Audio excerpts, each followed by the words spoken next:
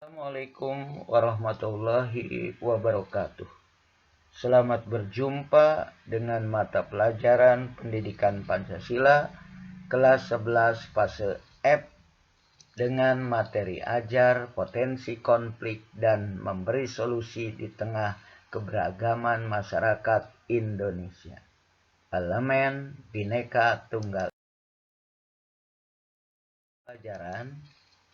Peserta didik mampu menganalisis potensi konflik dan memberi solusi di tengah keragaman dalam masyarakat. Pelajar Pancasila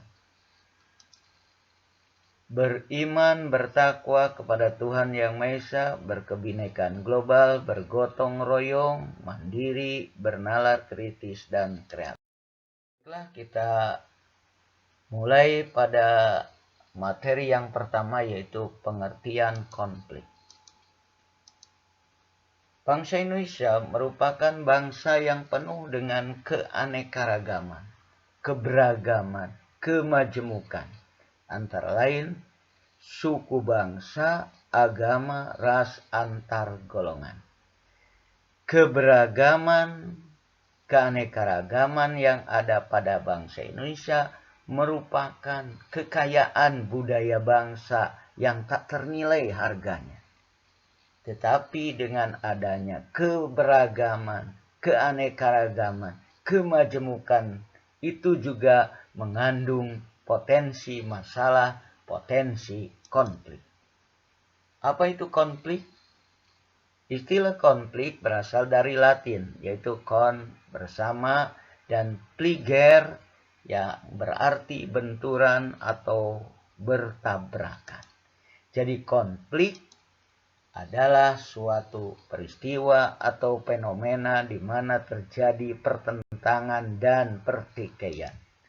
Atau konflik juga segala macam interaksi pertentangan antara dua atau lebih pihak menurut Rekso Hadi Projo. Menurut pandangan tradisional bahwa konflik itu hal yang buruk, negatif, merugikan karena menimbulkan kekerasan, kerusakan, dan tidak rasional. Jenis-jenis konflik. Yang pertama, konflik antar suku bangsa. Ini disebabkan karena adanya pemahaman yang keliru terhadap perbedaan, sehingga menimbulkan perasaan benci. Contohnya adalah konflik suku Lampung dan Bali, konflik antar suku Dayak dan Madura. Kemudian yang kedua, konflik antar agama biasanya disebabkan oleh fanatik yang berlebihan. Radikalisme, contoh konflik Ambon, Poso, Tolikara, dan sebagainya. 3, konflik antar ras. Ini disebabkan oleh sikap rasialis, yaitu memperlakukan orang berbeda-beda. Contoh konfliknya antara lain konflik etnis Tionghoa dan Jawa, konflik etnis Sampit dan Madura. Kemudian yang keempat, konflik antar golongan. Ini biasanya dibedakan atas pekerjaan, partai politik, dan asal daerah. Contoh konfliknya misalnya konflik supporter bola, konflik antar golongan tukang ojek online dan pangkalan.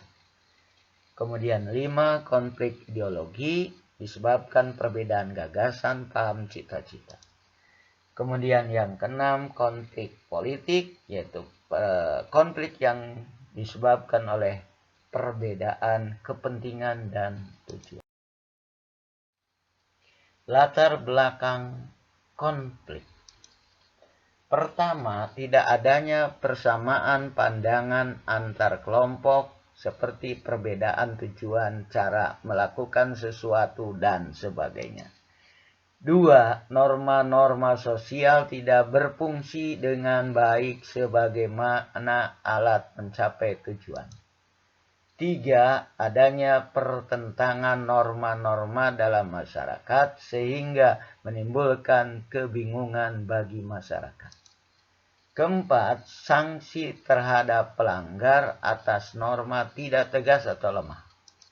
5. Tindakan anggota masyarakat sudah tidak lagi sesuai dengan norma yang berlaku. 6. Terjadi proses disosiatif, yaitu proses yang mengarah pada persaingan tidak sehat, tindakan kontroversial, dan pertentangan. Kemudian dampak positif negatif daripada konflik. Pertama, dampak positif. 1.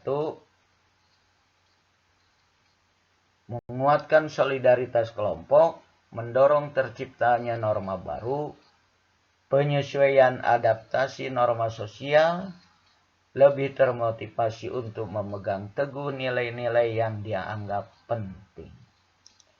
Kemudian dampak negatif konflik. Antara lain, pertama, perpecahan dalam masyarakat, yaitu saling membenci, saling berprasangka, dan tidak bertegur sapa. Kemudian kedua, kerugian harta benda dan korban manusia, kerusakan fasilitas umum, taman, rumah pribadi, dan korban jiwa. 3. Kehancuran nilai-nilai dan norma sosial, rasa dendam, curiga, tidak percaya pada kelompok lain. 4. Perubahan kepribadian, dendam menjadi pemurung, takut kepada manusia.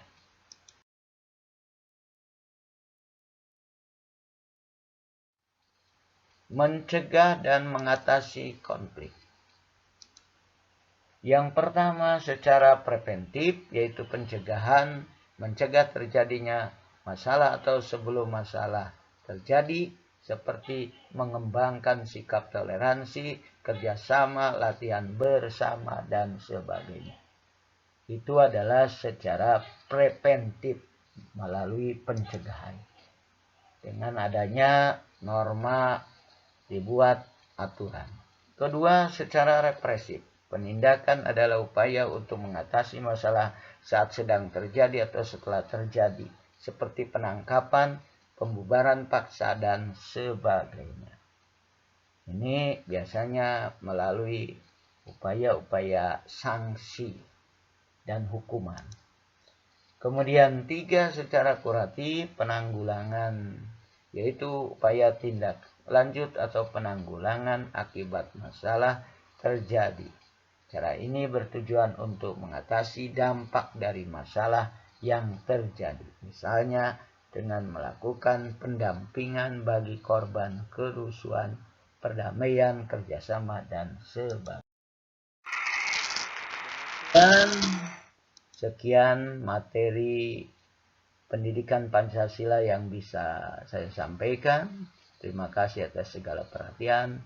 Mohon maaf atas segala kekurangan. Wassalamualaikum warahmatullahi wabarakatuh.